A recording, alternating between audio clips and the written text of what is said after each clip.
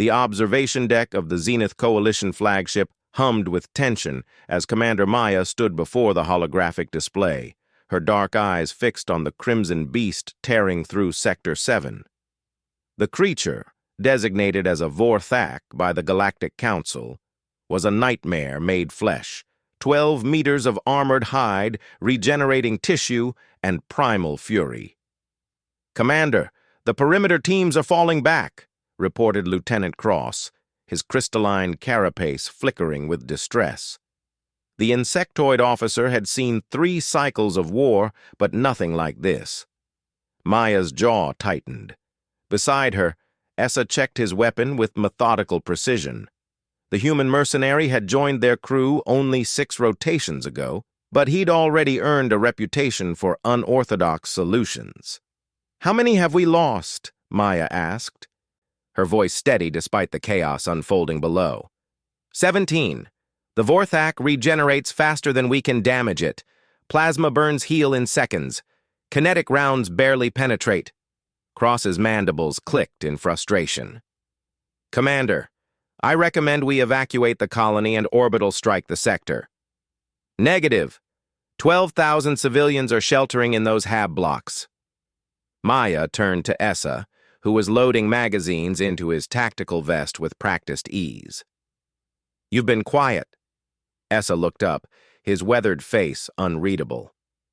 "Just thinking. About how every species in this coalition keeps trying to kill that thing the same way." He slapped a magazine into his rifle, an antiquated human weapon that the armory officer had sneered at when he'd brought it aboard.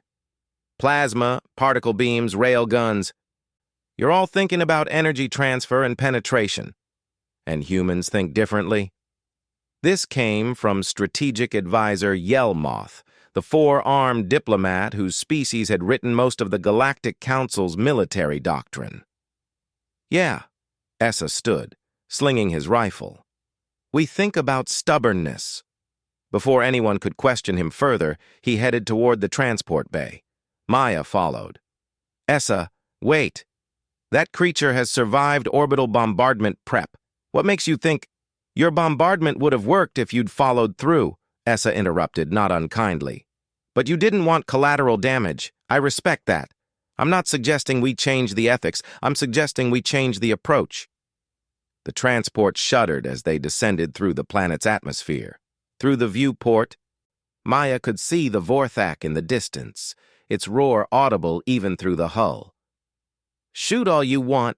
It won't die," Maya said, reciting the warning from the xenobiology database. "That's what the Draxian expedition learned before they were wiped out." They were half right. Essa checked his weapon one final time. "It won't die from shooting alone." The transport landed 300 meters from the creature's last known position. Essa stepped out onto the scorched ground, and Maya followed despite every tactical instinct screaming at her to maintain command distance. The Vorthak emerged from behind a collapsed structure, its 6 eyes fixing on them with predatory intelligence. Flesh hung in regenerating strips from its last encounter, already knitting together. Its maw opened, revealing rows of crystalline teeth. Essa raised his rifle and fired. The sound was different from coalition weapons, sharper, more primitive. The bullet struck the creature's torso, and it roared, charging forward with earth-shaking steps. Essa fired again, and again, methodical, steady. "It's not working!" Maya drew her plasma pistol, ready to cover their retreat. "Not yet." Essa emptied his magazine and smoothly ejected it, loading another. "Humans learned something during our wars, Commander. We learned that sometimes the answer isn't hitting harder, it's hitting more." The Vorthak was 50 meters away. 40. Its regeneration was clearly visible now, tissue flowing like liquid to seal each wound. Essa kept firing, magazine after magazine, the brass casings piled at his feet, 30 meters, 20. "Essa!" "Watch its chest," he said calmly, not breaking rhythm. Maya focused on the impact points. The creature's regeneration was slowing. Not much, but perceptibly. The wounds weren't closing as quickly. "Regeneration requires energy," Essa explained, still firing. "Biological energy. Your plasma weapons cauterize. They kill the surrounding tissue, making it easier to heal. Particle beams disintegrate matter, less mass to regenerate. But bullets create complex wound channels. They tumble. They fragment. Each one requires extensive cellular reconstruction." 10 meters. The Vorthak's roar had changed pitch, frustration mixing with something else. Fatigue. Essa loaded his 7th magazine. "You make it heal 1,000 times, Commander, and eventually—" He fired 3 precise shots into the creature's primary heart chamber.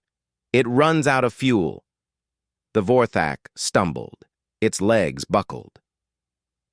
The regeneration had slowed to a crawl, the creature's body prioritizing vital functions over healing. Essa walked forward, never breaking his firing rhythm. Each shot was placed with surgical precision now. Joints, eyes, neural clusters identified from the xenobiology database he'd studied during the flight down. The creature collapsed, its massive body creating a small crater. Still, it tried to rise, but its movements were sluggish, uncoordinated. Essa loaded his 8th magazine. "How many rounds do you have?" Maya asked, awed. "Enough." He continued firing until the Vorthak's nervous system finally surrendered, its body going still. The silence that followed was profound. Back aboard the Zenith Coalition, the bridge crew watched the footage in stunned silence. Essa stood in the center, cleaning his rifle with a cloth that had seen better days. "Primitive," Yelmoth finally said. "Inefficient, yet effective." "Humanity's wars taught us patience," Essa replied. "We couldn't always hit harder than our enemies, so we learned to hit longer, persistently, relentlessly." He looked up at Maya. "Your weapons are superior in every measurable way, but measurement isn't everything." Maya smiled slightly. "You know what we're going to ask." "Training protocols, I know." Essa shouldered his rifle. "Happy to help, but first I need to find your fabrication deck. I'm going to need a lot more ammunition." As he left the bridge, Cross turned to Maya. "Commander, the human concept of stubbornness, perhaps we should add it to our tactical database." Maya watched Essa disappear down the corridor.